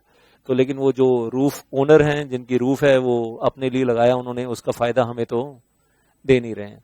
और क्या फायदा होता है, जो लोग सोलर पैनल लगाकर, अब उन्होंने क्यों लगाया, एक तो जब पीछे से इलेक्ट्रिसिटी कट होगा तो उनके पास अपनी खुद की इलेक्ट्रिसिटी है, तो उनको चिंता ही नहीं है, नंबर 1। नंबर 2, जब इलेक्ट्रिसिटी कट नहीं होता है, अब दिल्ली में इस बार इलेक्ट्रिसिटी कट बहुत कम हुआ, मई जून के अंदर जितना नॉर्मली एक्सपेक्टेड होता है उतना इस बार नहीं हुआ, मतलब फॉर्चुनेटली। अब लेकिन वो उनकी सोलर एनर्जी उनके पैनल पे तो बन रही है, तो वो क्या कर रहे हैं उल्टे, well he is giving the supply he is giving the supply to BSES Yamuna power, और उसका मीटर लगा देते हैं, रिवर्स मीटर लगता है, और यमुना पावर से वो उल्टा पैसे ले रहे हैं, दे नहीं रहे हैं, उल्टा ले रहे हैं कि हम आपको इलेक्ट्रिसिटी दे रहे हैं और आप आगे डिस्ट्रीब्यूट कर रहे हो। तो जो पैनल का ओनर है वो तो इलेक्ट्रिसिटी बना भी रहा है, खुद भी कंज्यूम कर रहा है, और उल्टा बेच भी रहा है, और उससे पैसे भी कमा रहा है। तो आई फील जेलस कि हमारे बेसमेंट में हम पैनल नहीं लगा सकते कहीं, बट जो टॉप फ्लोर के ओनर्स हैं दे आर डूइंग दैट। तो यहाँ खैर बात यही हो रही थी कि water resources, all these are very important things, और इनके ऊपर काम बहुत बहुत ज्यादा जोरों शोरों से चल रहा है। आजकल Uttarakhand has become mad for solar panels, Uttarakhand में बहुत ज्यादा आ गया है। देहरादून, उत्तराखंड जाकर देखो तो बहुत सोलर पैनल्स लगाते जा रहे हैं, और सोलर पार्क बन रहे हैं, and then they are providing the solar और इलेक्ट्रिसिटी एनर्जी फ्रॉम दैट। मतलब दुनिया का सबसे बड़ा सोलर पार्क कहते हैं कैलिफोर्निया है। कैलिफोर्निया तो इतना बड़ा है कि अनइमेजिनेबल है, इंडिया के सारे सोलर पार्क को जोड़ दो तो कैलिफोर्निया का सोलर पार्क उससे भी बड़ा है तो इंडिया ने जो इतनी सारे स्टेट्स में लगाए हैं उन सबको ऐड कर दो, California is still larger than them. तो अमेरिका अलग स्केल पे बहुत आगे जा चुका है अमेरिका, हम चल पड़े हैं उस रास्ते पे। Then insurance of producers on their primary produce, तो जो प्रोड्यूसर्स है उनकी इंश्योरेंस, और जो उनका प्राइमरी प्रोड्यूस है, तो क्या ये प्रोड्यूसर कंपनी इंश्योरेंस प्रोवाइड कर सकती है? प्रोड्यूसर कंपनी प्रोड्यूस नहीं कर रही है, क्या प्रोवाइड कर रही है? इंश्योरेंस प्रोवाइड कर रही है। Promoting the techniques of the mutuality and the mutual assistance being provided, welfare measures of for the benefit of members as may be decided by the board of directors. Farmers के लिए या जो milk producers हैं उनके फायदे के लिए, उनके वेलफेयर के लिए क्या कर सकते हैं? Any other activity, ancillary, incidental or which is connected with the above 9 activities A to I. Which may promote again and again, they are using the same words, principle of mutuality and the mutual assistance amongst the members. सबको फायदा होना चाहिए। Last में आकर तो यहाँ तक भी बोल रहे हैं फाइनेंसिंग का काम भी कर सकते हैं। प्रोड्यूसर कंपनी, हमने बात की थी ना, प्रोड्यूसर कंपनी जो है वो जब विदहेल्ड प्राइस रोकती है, फिर उसको इन्वेस्ट करती है, फिर उससे और कमाती है, तो उससे और कमाकर it can give the loan to its farmers. Producer company can give the loan to its farmers जिनको पैसा चाहिए. Financing of procurement, processing, will marketing or other activities specified in the clause A to J, and including the extending of the credit facilities. किसी बाहर वाले को नहीं, credit facilities किसको? अपने खुद के फार्मर्स को. तो जो फार्मर प्रोड्यूसर कंपनी में मेंबर हैं, जब उनका विदहेल्ड प्राइस भी रोका जा रहा है और और फिर इन्वेस्ट किया जा रहा है, उससे कमाया जा रहा है, उसमें से डिविडेंड भी मिलेगा, उसमें से कहना चाहिए कि दे will be getting patronage bonus also and then loan also. और पैसा चाहिए तो उसमें से लोन भी मिल जाएगा. म्यूचुअलिटी का मतलब एक दूसरे की मदद करना. म्यूचुअल असिस्टेंस वही एक दूसरे को सपोर्ट करना, एक दूसरे को असिस्ट करना. मेरे पास कोई टेक्नोलॉजी है, आपके पास नहीं है, तो I will support with that technology. Literal meaning है आपस में एक दूसरे को म्यूचुअलिटी. म्यूचुअलिटी का मतलब वही है कि एक दूसरे के साथ भाईचारे में एक दूसरे को सपोर्ट प्रोवाइड करना. Well at the end we are saying every producer company shall, तो मतलब प्रोड्यूसर कंपनी के अंदर ये समझ में आ रहा है, प्रोड्यूसर कंपनी जो अपना फंड जनरेट कर रही है, कल को प्रोड्यूसर कंपनी ये भी बोल सकते हैं कि चलो हम ऑब्वियसली एग्रीकल्चरल प्रोडक्ट्स में तो है ही, उसके साथ हम इंश्योरेंस में भी हैं. प्रोड्यूसर कंपनी ये भी बोल सकते हैं कि हम सोलर प्लांट लगाकर हम इलेक्ट्रिसिटी भी जनरेट करके दे रहे हैं अपने ही फार्मर्स को. फार्मर्स को इलेक्ट्रिसिटी चाहिए ट्यूबवेल्स चलाने के लिए, दे नो दैट. हाँ, आजकल तो आज तक तो फार्मर्स क्या करते रहे हैं, इलेक्ट्रिसिटी की चोरी करते रहे हैं. और कहीं से इलेक्ट्रिसिटी आ रही है तो वो कुंडी बनाकर ऊपर तार के ऊपर डाली, चल भाई ट्यूबवेल पूरी रात चला लो, सुबह कुंडी उतार दो. और जो साथ में इलेक्ट्रिसिटी मीटर के थ्रू इलेक्ट्रिसिटी आ रही है, वो इलेक्ट्रिसिटी मीटर जीरो पे खड़ा है, वो चल ही नहीं रहा है, वो जीरो पे रुका हुआ है रोज. हाँ, मतलब बल्ब भी जलाओ, सब कुछ करो, पूरा फुल ऑन यूज करो, पूरी रात ट्यूबवेल चलाओ, लेकिन जीरो, मतलब आपका इलेक्ट्रिसिटी मीटर जीरो का जीरो पे खड़ा है, तो वो नहीं हिलता. और जब इलेक्ट्रिसिटी बिल लेने वाला आता है तो उसको कहते हैं 100 रुपए पकड़ ले. पूरे गांव का बिल 100 रुपए आता है. तुम्हारे गांव में ऐसे ही होता होगा. यहाँ तो इस परमाइसिस का monthly bill, well you go and ask there outside, is generally 70,000 rupees per month we are paying electricity bill here, इस जगह का. तो ये जो एयर कंडीशनिंग है and all that, it is costly affair. हाँ, बट इसके बिना ऑब्वियसली पढ़ाई करना मुश्किल हो जाता है, बंद करते हैं तो सांस आनी मुश्किल हो जाती है. हाँ, कुछ लोग ठंड में भी मरते हैं बीच बीच में, किसी की नाक बहनी शुरू हो जाती है. बट आई से खैर एनी हाउस, तो electricity should be used but should not be misused. That's it. Then एक मुझे एक छोटी सी चीज और याद आई. आमिर खान नाम सुना है आपने? ऑब्वियसली सुना होगा. सत्यमेव जयते नाम का एक प्रोग्राम आता था. तो एक बार गूगल या यूट्यूब पे जाइए, यूट्यूब पे डाल दीजिए आमिर खान सत्यमेव जयते एग्रीकल्चरल ऑपरेशंस करके. खतरनाक प्रोग्राम है, आई टेल यू. 1 घंटे का प्रोग्राम ना, वो आई ओपनर है कि हिंदुस्तान में खेती कितने खतरनाक तरीके से हो रही है और कितना पॉइजन हम लोग खा रहे हैं. मतलब मैं ज्यादा नहीं बोलना चाहूंगा, लेकिन उसके अंदर कोई चेन्नई बेस्ड कोई फर्टिलाइजर और पेस्टिसाइड मैन्युफैक्चरिंग कंपनी है जो कहती है हमें मालूम है हम जहर बनाते हैं, जहर बेचते हैं, लेकिन एनुअल टर्नओवर है 16,000 करोड़ और समथिंग लाइक 18,000 करोड़ रुपीस की एनुअल टर्नओवर है. और वो कहने हमें मालूम है कि हम क्या बना रहे हैं और क्या बेच रहे हैं और किसान फसल में क्या डालता है और उससे हमारे अंदर, हमारे शरीरों के अंदर क्या जा रहा है. They know that. तो Aamir Khan was promoting organic farming की, फर्टिलाइजर बेस्ड फार्मिंग ना हो. Sikkim is the first state in India जहां पर 100% ऑर्गेनिक फार्मिंग है. और आंध्र प्रदेश में बहुत बड़े स्केल पे ऑर्गेनिक फार्मिंग शुरू हो गई है. कुछ कह रहे थे 20 लाख हेक्टेयर लैंड है, 20 लाख हेक्टेयर लैंड के ऊपर ऑर्गेनिक फार्मिंग वहां के किसान कर रहे हैं. और पेस्टिसाइड नहीं डालते हैं, क्योंकि पेस्टिसाइड स्प्रिंकल करने से क्या होता है, वो जो जहर है मच्छरों को मारने के लिए, इंसेक्ट्स को मारने के लिए, वो फिर अल्टीमेटली जब वो फ्रूट की स्किन के अंदर चला जाता है, तो वो स्किन, अगर हम ऊपर से एप्पल की स्किन उतार भी देते हैं तो उस एप्पल की स्किन उतारने के बाद भी उसके अंदर कुछ मिलीमीटर तक, 2-3-4 मिलीमीटर तक उसकी डेप्थ के अंदर जहर है, वो पेस्टिसाइड है. अगर हम खाते हैं तो फिर वही कैंसर की प्रॉब्लम है. That is here. और वेल उस प्रोग्राम में दिखा रहे थे कि भटिंडा से, पंजाब में भटिंडा नाम की एक जगह है, भटिंडा से एक कैंसर ट्रेन चलती है डेली. उसमें कैंसर पेशेंट राजस्थान जाते हैं. उस ट्रेन का नाम ही कैंसर ट्रेन रख दिया है क्योंकि उसके अंदर 80% ट्रेवल करने वाले किसान सबको कैंसर है और वो डेली भर भर कर वो ट्रेन भटिंडा से राजस्थान जाती है. That is very shocking. और क्या हो रहा है कि वो जो वहां फार्मर जो पेस्टिसाइड की मशीन अपने कंधे पे टांग लेता है और वो पेस्टिसाइड स्प्रिंकल करता है, स्प्रे करता है, अब वो ना कहीं ना कहीं उसकी सांसों में भी आ रहा है वो स्प्रे जो है, और उसके हाथ में आ जाता है, फिर वो हाथ प्रॉपर धोए नहीं और उसी से बैठकर खाना भी खा रहा है। तो सबसे ज्यादा पेस्टिसाइड तो वो बेचारा फार्मर ही कंज्यूम कर रहा है। अच्छा, फार्मर डर के मारे क्या करता है, जितना स्प्रिंकल करना चाहिए, जितना स्प्रे करना चाहिए, उसका डबल कर देता है। क्यों? क्योंकि पेस्टिसाइड आते हैं सस्ते, वेरी चीप प्राइस, और उसको लगता है कि मेरी फसल खराब ना हो जाए, कीड़ा ना लग जाए, बस मेरी फसल शाइन करती रहे। तो उस चक्कर में क्या करता है, जितना क्वांटिटी अलाउड है लीगली उससे डबल कर देता है। उसकी फसल तो चमकती रहती है, लेकिन फार्मर को सबसे पहले फार्मर को खुद को कैंसर हो जाता है। और फिर भटिंडा से डेली जाती है ट्रेन, और उस ट्रेन का नाम ही कैंसर ट्रेन है, मतलब that is taking the cancer patients to Rajasthan. और फिर वही जब फ्रूट्स हमारे पास आते हैं, अब आप ऊपर से मतलब अगर आप स्किन के साथ खा रहे हो उस एप्पल को, विद स्किन खा रहे हो तो डेंजरस। आप स्किन उतार कर भी खा रहे हो तो अगले 2-3 मिलीमीटर इज डेंजरस। मैंने तो जिस दिन से वो प्रोग्राम देखा, पहले तो कुछ टाइम तक हमारे घर में एप्पल ही नहीं आया, कसम खाली की, no apple, no cucumber, nothing in the house. उसके बाद अब आता है ना, तो हम ऊपर से वो पहले आदत होती है कि पतली सी स्किन हटा दो या ऐसे ही खा लो। अब तो हम मतलब पूरा प्रॉपर नाइफ लेकर हटाओ यार, ऊपर का 2-3 मिलीमीटर हटाओ, अंदर से छोटा सा बचता है। तो मेरे तो पेरेंट्स डांटा करते हैं, तू करता क्या है, एप्पल के साथ अत्याचार कर रहा है या जो भी है। लेकिन हमने कहा भाई ठीक है, कैंसर थोड़ा ना लेना है। और जब सामने देख लिया आंखों के सामने की प्रॉब्लम है, milk is the next thing I am planning to improve. वो अमेरिका वाली मशीन एक बार आ जाए इंडिया, तो आई एम वेरी सीरियस कि I will be having one machine at my house, and why not to will give a gift to the next generation. Well maybe हम लोगों ने तो जितना पीना था, आप लोगों की तो जिंदगी अभी खैर सीएस बनोगे, and that is going to get started, but for next generation it is very important. Hindustan में WHO नॉर्म्स फॉलो नहीं होते, वर्ल्ड हेल्थ ऑर्गेनाइजेशन इतने अलर्ट्स दे रहा है, और वो आमिर खान वाला प्रोग्राम 1 घंटा बैठकर आप देखोगे, दिमाग खराब हो जाता है वो प्रोग्राम देखकर कि हिंदुस्तान में हम हर चीज जाननी भी जरूरी नहीं होती, जो चल रहा है चलने दो।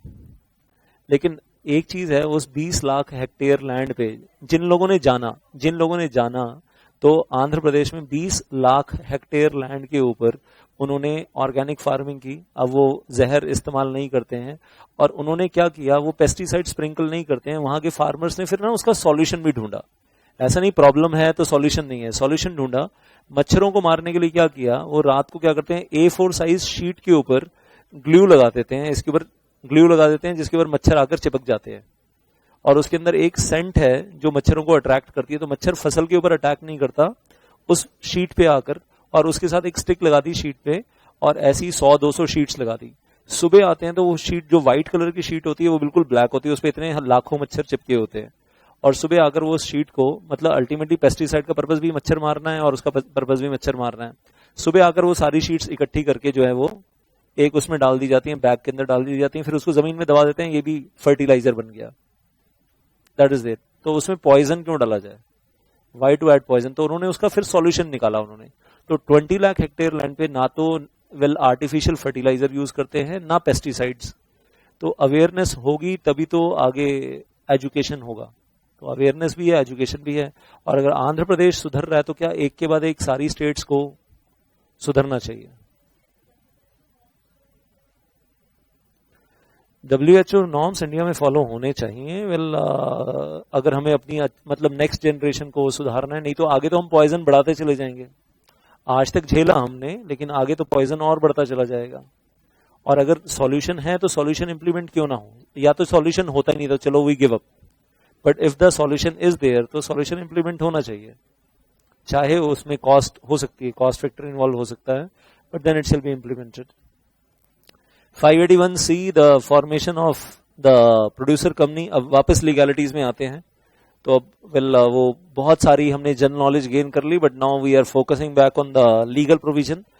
और straight question in the exam, सीधा क्वेश्चन सीधा answer, who are promoters of the producer company. और प्रमोटर्स के अलावा हम नेक्स्ट पेज पे देखेंगे the time limit for issue of certificate of the incorporation, the limited liability and the reimbursement of the pre incorporation expenses, and then the applicability of the act that is here. Now 581C अब शुरू से पढ़ते हैं। well तो any 10 or more individuals each of them being producer can make the producer company। तो 10 किसान भाई इकट्ठे हो जाएं या 10 गाय वाले, भैंस वाले, दूध वाले इकट्ठे हो जाएं तो प्रोड्यूसर कंपनी बना सकते हैं। 10 चाहिए हमें, 100 200 500 नहीं चाहिए, 10 भी इकट्ठे हो जाए तो प्रोड्यूसर कंपनी बना सकते हैं।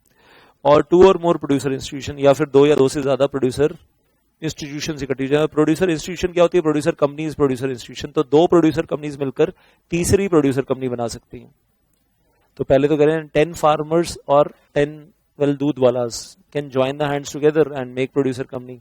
और फिर सेकंड लेवल क्या आ गया? The 2 producer companies can join the hand together and create a third producer company. और हो सकता है थर्ड प्रोड्यूसर कंपनी जो बना रहे हैं वो फाइनेंसिंग में है, या वो इलेक्ट्रिसिटी में है, या वो इंश्योरेंस में है, उस बिजनेस में है। और a combination of 10 or more individuals and producer institutions. Combination में 9 इंडिविजुअल्स हैं और या 10 इंडिविजुअल्स हैं और साथ में 1-2 प्रोड्यूसर इंस्टीट्यूशन है। या ऐसे हो सकता है 8 इंडिविजुअल्स हैं और 2 प्रोड्यूसर इंस्टीट्यूशन है, या 9 इंडिविजुअल्स हैं और 1 प्रोड्यूसर इंस्टीट्यूशन है। कैसे भी 10 पूरे कर दो, 9 इंडिविजुअल्स एंड 1 प्रोड्यूसर कंपनी, 10 हो गए ना तो भी चल जाएगा। तो तीन ऑप्शन दे दी। First option 10 individuals, second option 2 producer companies can make third producer company, and third option 9 individuals and 1 producer company. Once again they become 10, so they can make a new producer company. Desirous of forming the PC का मतलब यहाँ प्रियंका चोपड़ा नहीं है, PC का मतलब producer company है। PC बोले तो producer company having its objects specified in 581B। तो ऑब्जेक्ट्स में वही 581B होगा जो अभी आपने 11 आइटम्स पढ़ी। And otherwise complying with the requirements of the producer company and provision of this act in respect of the registration may form incorporated company as producer company. Time limit क्या है? जिस दिन ROC के पास memorandum of association file करेंगे, जिस दिन ROC के पास डॉक्यूमेंट फाइल करेंगे, तो with in how many days ROC will issue the certificate of incorporation? Within 30 days, the ROC will issue the certificate of incorporation, the birth certificate of the producer company. That is there. Limited liability की बात हो रही है।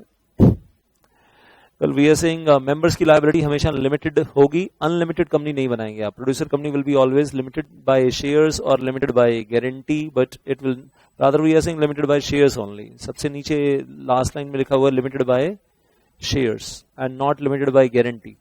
तो unlimited company तो होगी नहीं, limited by guarantee भी अलाउड नहीं, it is always limited by shares. Then the reimbursement of the pre incorporation expense. अब ये प्री इनकॉर्पोरेशन एक्सपेंस मतलब कंपनी के इनकॉर्पोरेट होने से पहले जो प्री इनकॉर्पोरेशन एक्सपेंस होते हैं, मतलब professional fees of the practising company secretary, ROC registration fees, the printing of memorandum article, जो भी खर्चे होते हैं वो उसकी रीएम्बर्समेंट की बात हो रही है। प्री इनकॉर्पोरेशन एक्सपेंस कौन करता होगा?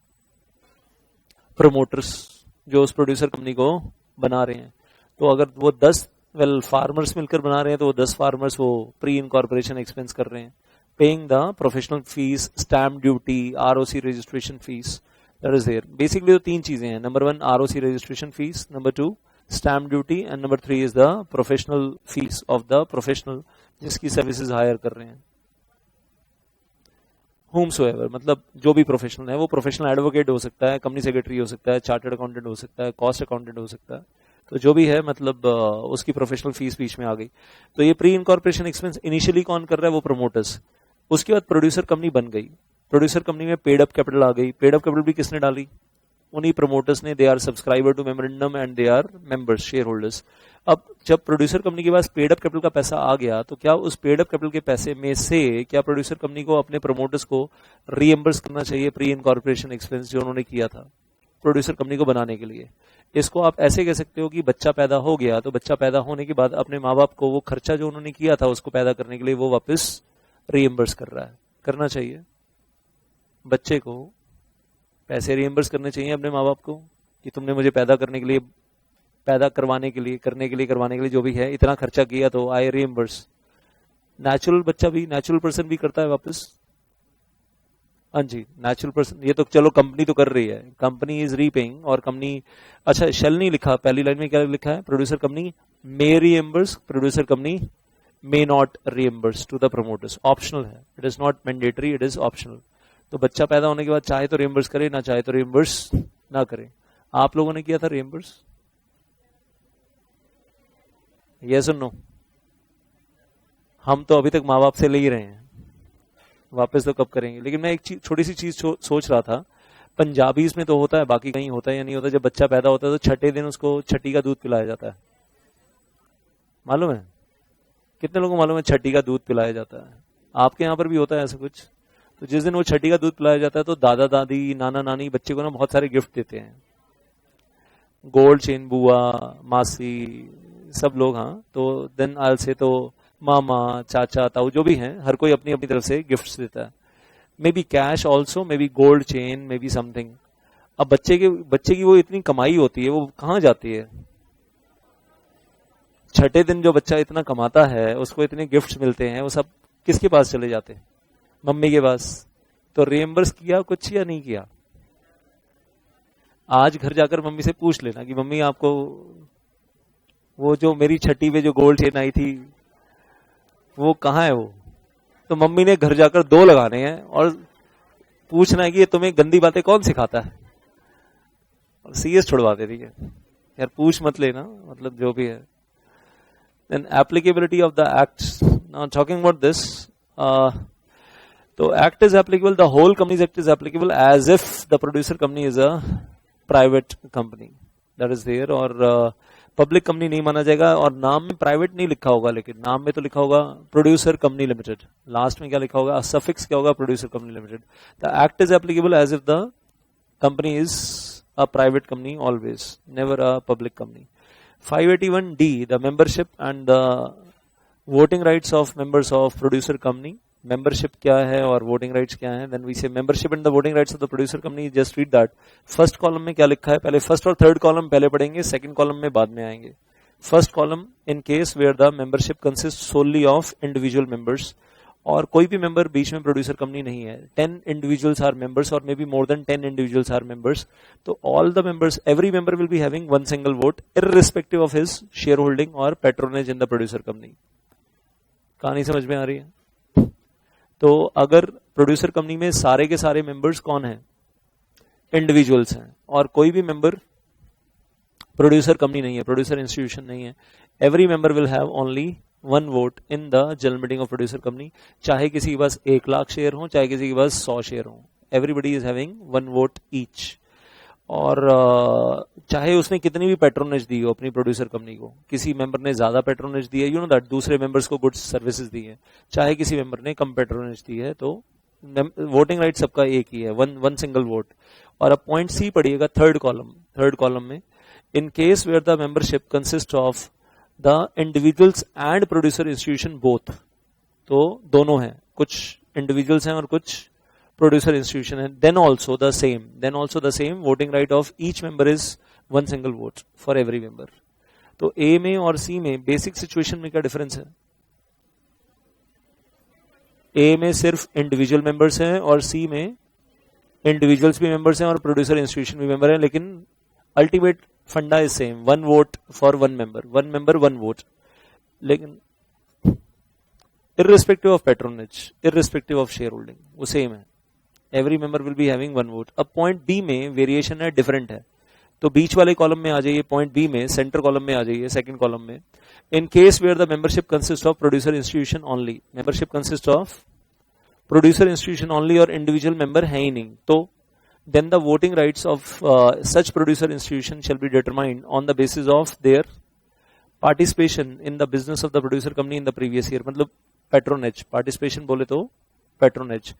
तो अगर एक प्रोड्यूसर कंपनी है लेकिन उसके अंदर 5 प्रोड्यूसर कंपनीज उसमें मेंबर हैं, और वो जो 5 मेंबर्स हैं, एक मेंबर दूसरे को जो गुड्स और सर्विसेज देता है, जिसने जितनी ज्यादा दी, जिसकी पैट्रोनेज जितनी ज्यादा है, नेक्स्ट ईयर में उसकी वोटिंग राइट उसी प्रपोर्शन में होगा, प्रोपोर्शनेटली। तो फर्स्ट ईयर में क्या होगा, तो वो नीचे उन्होंने लॉ मेकर ने जवाब दिया है। फर्स्ट ईयर के लिए क्या करें, प्रीवियस ईयर का तो पता नहीं है, तो क्योंकि प्रीवियस ईयर में पैट्रोनेज तो कोई थी नहीं, first financial year of the company after the birth incorporation के बाद, during the first year of the registration of the producer company the voting right shall be determined on the basis of shareholding, क्योंकि तब तक patronage तो कुछ है नहीं। तो फर्स्ट ईयर में will voting right on the basis of shareholding, और second year onwards the patronage of the previous year, the patronage of the participation in the business का मतलब वही patronage in the previous year. तो participation in the business of producer company जितना किया है, एक दूसरे को जितना सपोर्ट किया है, उस पर डिपेंड करेगा, as may be specified by the articles. Articles can always prescribe something. आगे बढ़ते हैं। वेल, तो अभी क्लियर हो गया ना, अगर ओनली इंडिविजुअल्स तो 1 मेंबर 1 वोट, अगर इंडिविजुअल्स भी हैं, प्रोड्यूसर इंस्टीट्यूशन भी है तो भी 1 मेंबर 1 वोट, और अगर सिर्फ प्रोड्यूसर इंस्टीट्यूशन मेंबर्स हैं तो फर्स्ट ईयर में शेयर होल्डिंग बेस्ड और सेकेंड ईयर में the patronage of previous year, participation in the business in the previous year. Articles में provide for the conditions subject to which the member may continue to retain his membership and the manner in which the voting rights shall be exercised by the members. Then we say the producer company may, if so authorized by its articles, restrict the voting rights to active members in the special or the general meeting. Producer company चाहे तो अपने articles में लिख सकती है सिर्फ active members को ही voting right मिलेंगे। एक्टिव मेंबर्स कौन? जिन्होंने आर्टिकल ऑफ एसोसिएशन में जो थ्रेश होल्ड लिमिट दी हुई है पेट्रोनेज की, वो उस थ्रेशोल्ड लिमिट को टच किया है, जंप किया है। तो हमने जब शुरू में डेफिनेशंस पढ़ी थी आज सुबह, अभी हमने जब डेफिनेशंस पढ़ी तो शुरू में डेफिनेशंस में एक्टिव मेंबर की डेफिनेशन है, और वो यही है कि आर्टिकल्स में ना एक थ्रेशोल्ड लिमिट दी हुई है, वो थ्रेशोल्ड लिमिट से ज्यादा जो पेट्रोनेज देगा वो एक्टिव मेंबर, और ये हर प्रोड्यूसर कंपनी अपने आर्टिकल्स में अलग अलग फिक्स कर सकती है, जो भी कहना चाहिए दैट इज पेट्रोनेज या जो थ्रेशोल्ड लिमिट है। तो आर्टिकल्स में प्रिस्क्राइब की we are restricting the voting rights only to the active members, चाहे वो हमारी एनुअल जनरल मीटिंग हो, चाहे वो हमारी एक्स्ट्रा ऑर्डिनरी जनरल मीटिंग हो, सिर्फ एक्टिव मेंबर्स को वोटिंग पावर मिलेगी। अ person who has business interest which is in conflict with the business of producer company, subsection 4, read that carefully. A person who is having his own business interest which is conflicting with the business of the producer company shall not become the member of that company. अब for example एक ऐसी company है जो fertiliser बनाती है और artificial fertilisers बनाती है और phosphate, nitrate, chemical based fertiliser और बेचती है, और एक दूसरी प्रोड्यूसर कंपनी है जो सिर्फ ऑर्गेनिक फार्मिंग कर रही है, जहां पर काउ डंग और पोल्ट्री जो भी आता है, प्रोडक्ट आता है, उसी से फर्टिलाइजर यूज होता है। तो अब एक मतलब फर्टिलाइजर मैन्युफैक्चरिंग कंपनी चाहती है कि हम उस प्रोड्यूसर कंपनी के मेंबर बन जाएं जो कि ऑर्गेनिक फार्मिंग में है, तो नहीं बन सकते क्योंकि दोनों का आपस में कॉन्फ्लिक्ट है। एक तरफ केमिकल बेस्ड सब चल रहा है, दूसरी तरफ नॉन केमिकल बेस्ड होने की कोशिश कर रहे हैं, तो that is something will not allowed. तो a person who has business interest which is conflicting with the business of the producer company shall not become the member of that company. और मैं कहूंगा वो जो फर्स्ट कंपनी है उसके board of directors, managing director, वो लोग भी ऑर्गेनिक फार्मिंग करने वाली कंपनी में आकर मेंबर नहीं बन सकते हैं, they can not. A member who acquires any business interests, a member who is member of producer company but later on acquires the business interest which is conflicting with the business interest of the producer company shall cease to be member, उसको हम लात मार के निकाल देंगे, and he will be removed from membership in accordance with the articles, उसको membership से हटा दिया जाएगा। हालांकि एक चीज यहां पर आपको बताना चाहूंगा, मेंबरशिप के चैप्टर में हम पढ़ते हैं in general a company, public company, private company can never expel its member. एक कंपनी कभी अपने मेंबर को बोल नहीं सकती है कि आप कल से हमारे मेंबर नहीं हो, लेकिन प्रोड्यूसर कंपनी एक ऐसी कंपनी है जो अपने मेंबर को एक्सपेल कर सकती है। प्रोड्यूसर कंपनी के अलावा कोई भी कंपनी अपने मेंबर को एक्सपेल नहीं कर सकती। तो अगर एक क्वेश्चन आता है एग्जाम में, weather a company can expel its members, in general public companies, private companies, no company never ever can expel its members. Only one exception, and that is producer company can expel its member when the member acquires conflicting interest.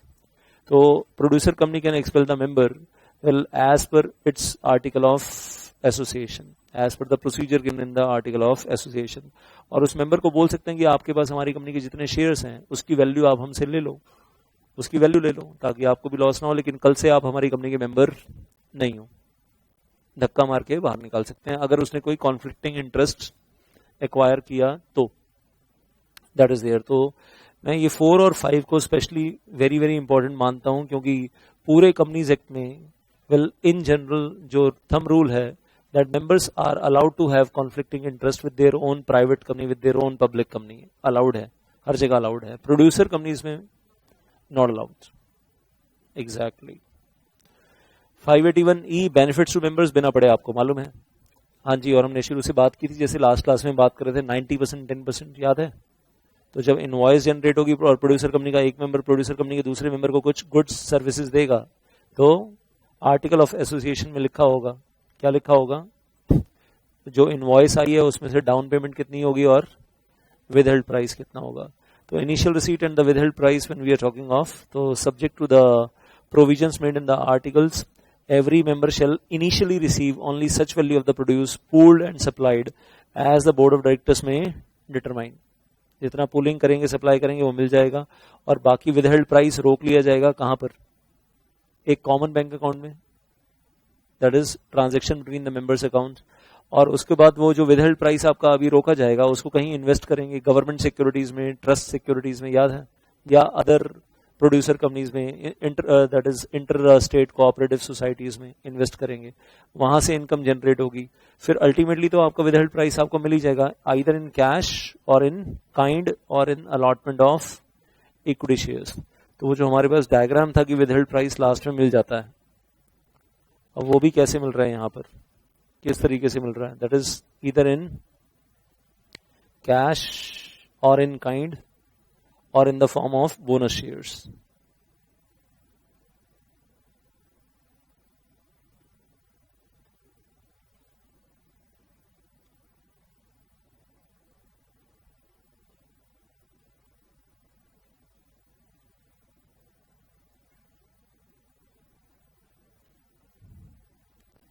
Either in cash or in kind or in the form of allotment of equity shares. Basically I will call it, नहीं bonus कहना तो गलत है, bonus कहना तो गलत है क्योंकि पैसे तो आपने दिए ही हुए हैं, in the form of equity shares, one way or the other वे.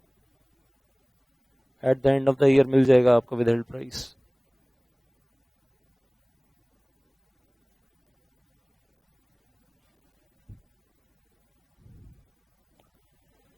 और अगर मैं एक सिंपल एग्जांपल लूं, ज्यादा कॉम्प्लिकेट ना करूं, अगर एक प्रोड्यूसर कंपनी में 10 फार्मर हैं और कोई है नहीं, 10 farmers have made one producer company, तो क्या वो 10 फार्मर भी अपना सारा प्रोडक्ट एक जगह पूल कर सकते हैं और मार्केट में जाकर एक साथ सेल कर सकते हैं?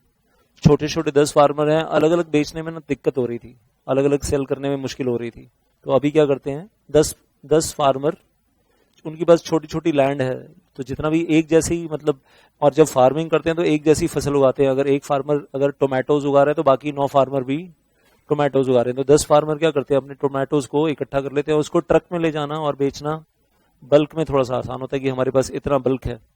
एक फार्मर अपना थोड़ा थोड़ा प्रोड्यूस ले जाएगा मार्केट में, तो पता नहीं बायर मिले नहीं मिले, और अगर इतना इकट्ठा ले जाएंगे तो हो सकता है कोई होलसेलर आगे खरीद ले, यू नो दैट. हाँ, then there is anaj mandi, then there is fruit mandi, then there is obviously big wholesale market. Farmer directly तो रिटेलर के पास आता नहीं है, फार्मर तो वो मंडी में जाकर बल्क में थोक में बेचता है, फिर वो जो रिटेलर जो होलसेलर खरीदता है, स्टॉकिस्ट, वो उसको गोडाउन में स्टॉक करेगा, वो उसको आगे रिटेलर्स को देगा, वो अपना प्रॉफिट एलिमेंट कमाएगा. And I tell you one thing, farmer तो सबसे कम कमाता है, वो जो होलसेल में खरीदता है कमाता तो वो है, फिर आगे रिटेलर कमाता है, फार्मर की कमाई तो सबसे कम है प्रैक्टिकली. तो अगर सिर्फ फार्मर्स ही फार्मर्स हैं तो ऐसा हो सकता है ना कि वो जो शब्द यहाँ लिखे हैं, दे पूल टुगेदर, वो जो लाइन नंबर 2 में दिख रहा है आपको, वो अपने प्रोड्यूस को पूल कर लेंगे एक साथ और फिर एक साथ सप्लाई करेंगे. और जब पेमेंट आएगी, जब पैसा आएगा, तो वो जितनी पेमेंट आई है बल्क में वो सारा का सारा 100% बांटेंगे नहीं, उसमें से मान लो 90% तो आपस में बांट लेंगे और 10% विदहेल्ड प्राइस बैंक अकाउंट में रख देंगे. विदहेल्ड प्राइस मतलब जो प्रोड्यूसर कंपनी ने अपने पास विदहोल्ड कर लिया अपने बैंक अकाउंट में, और वो प्रोड्यूसर्स में से मतलब जो मेंबर्स हैं उनमें डिस्ट्रीब्यूट नहीं किया. तो लास्ट क्लास में एग्जांपल ले ही रहे थे 90%, 10% बार बार. तो बेसिकली जितना जितना इनकम जनरेट हुई है उसमें से जो इनिशियली बांट रहे हैं 90% इनिशियली आपस में डिस्ट्रीब्यूट कर लिया, वो इनिशियल रिसीट है. और जो 10% रोक कर रख लिया, ऐसे कह लो रिजर्व, 10% रिजर्व में रोक कर रख लिया, उसको बैंक अकाउंट में डाल दिया प्रोड्यूसर कंपनी के, तो दैट इज विदहेल्ड प्राइस.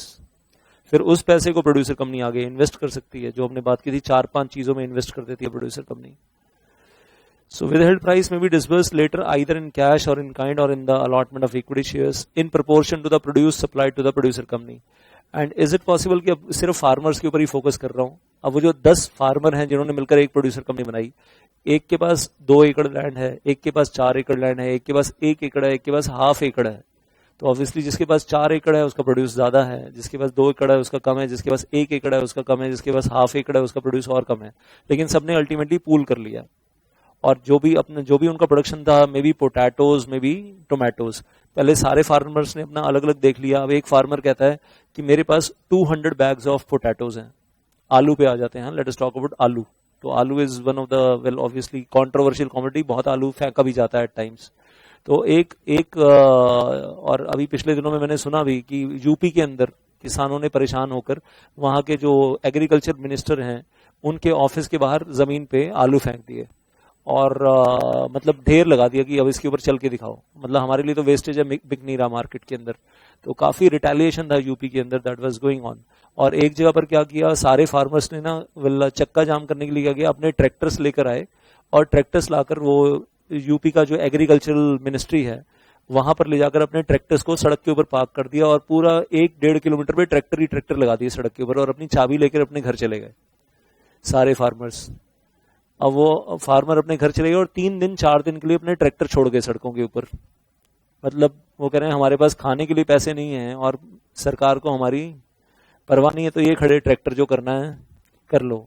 और सोच के देखो, अगर 1.5 किलोमीटर तक सड़क पे सिर्फ ट्रैक्टर खड़े हैं और वो मतलब मिनिस्ट्री ऑफ एग्रीकल्चर का रास्ता है, आने जाने वाले लोगों का, जो भी वहां एम्प्लॉइज है उनका रास्ता बंद, कोई नहीं आ सकता। तो that was their way of doing the retaliation and agitation.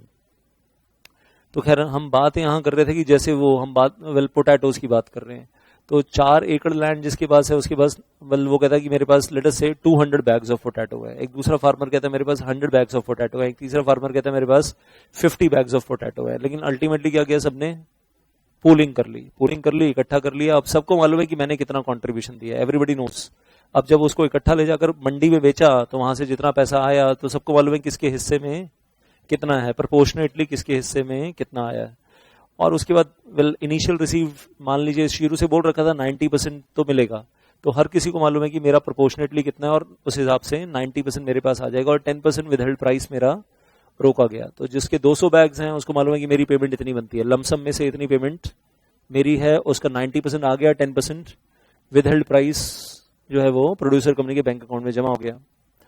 और जिसके 50 बैग्स हैं उसको मालूम है कि मेरी पेमेंट कम है, तो उस हिसाब से मेरा 90% आ जाए और बाकी 10% विदहेल्ड प्राइस रोक लिया जाए। लास्ट में मिल जाएगा कैश और काइंड और equity shares. And then we are saying in proportion to the produce supplied by them during the financial year to such extent as in such manner and subject to such conditions as may be decided by board of directors. Then limited return and the bonus issue. When we are talking of तो withheld initial भी हो गया और withheld price भी हो गया। अब limited return का मतलब कहना है डिविडेंड। यहाँ ये जो 2 शब्द है limited return, इसका मतलब क्या है, डिविडेंड। लेकिन ये नहीं कि प्रॉफिट बहुत ज्यादा तो डिविडेंड बहुत ज्यादा, ऐसा नहीं है। क्या है, हाँ जी, डिविडेंड इज फिक्स्ड और आर्टिकल्स में बता देंगे मैक्सिमम डिविडेंड इज 1 रुपी पर शेयर, कम हो सकता है, ज्यादा नहीं हो सकता है। तो limited return in the bonus issue every member shall on the share capital contributed receive only a limited return. Share capital के ऊपर आपको लिमिटेड रिटर्न ही मिलेगी। And every such member may be allotted bonus shares also in accordance with the provisions of 581ZJ। मतलब limited return भी मिल रही है और आपको बोनस इशू भी दिया जा रहा है। पैट्रोनेज बोनस तो हमने बात की थी, जिसकी पैट्रोनेज ज्यादा, जिसका विदहेल्ड प्राइस ज्यादा उसकी पैट्रोनेज ज्यादा, जिसका विदहेल्ड प्राइस कम उसको पैट्रोनेज बोनस कम मिलेगा। The surplus remaining after making the provision for the payment of the limited return and the reserves may be disbursed as patronage bonus amongst the members in proportion to their participation in the business of producer company, either once again by cash or by allotment of equity shares or both। तो हम कह रहे हैं सबसे पहले तो limited return दे दी जाएगी। Limited return देने के बाद, डिविडेंड देने के बाद क्या बच गया है, सरप्लस।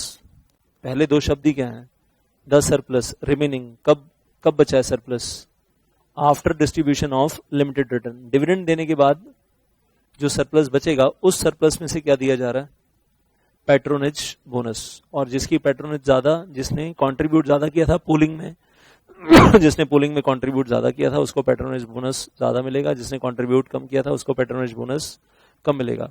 लेकिन ये कंपनी दे कहां से रही है, कंपनी ने वो जो विदहेल्ड प्राइस रोका था उसको जो इन्वेस्ट कर दिया था, उस इन्वेस्टमेंट से जो प्रॉफिट जनरेट हुआ था उसमें से लिमिटेड रिटर्न भी दे रहे हैं, और लिमिटेड रिटर्न देने के बाद जो सरप्लस बच रहा है फिर पैट्रोनेज बोनस दे रहे हैं, क्योंकि आपका विदहेल्ड प्राइस तो आपको वैसे भी मिल ही रहा है eight the end of the financial year. Clear है? तो हमने वो जो डायग्राम में देखा था, I hope everybody is remembering that, क्योंकि अब आपको eight the end of the financial year सारी चीजें मिल रही हैं। आपका जितना विदहेल्ड प्राइस रोका गया था वो तो आपको मिल ही रहा है, आइदर इन कैश और काइंड और इक्विटी शेयर्स। ऊपर से वो जो विदहेल्ड प्राइस रोका गया था उसको जहां इन्वेस्ट किया गया था, government securities, PFIs, trust securities और शेड्यूल्ड बैंक्स या securities of other interstate cooperative societies, यहां से जो इनकम जनरेट हुई थी, यहां से जो प्रॉफिट जनरेट हुआ था, उसमें से क्या मिल रहा है? नंबर 1 लिमिटेड रिटर्न, और लिमिटेड रिटर्न के बाद जो सरप्लस बचेगा उस सरप्लस में से पैट्रोनेज बोनस, और जिसका विदहेल्ड प्राइस जितना ज्यादा रुका था उसको पैट्रोनेज बोनस उतना ज्यादा मिलेगा, और may be in the form of cash or may be in the form of bonus shares that is being given, equity shares.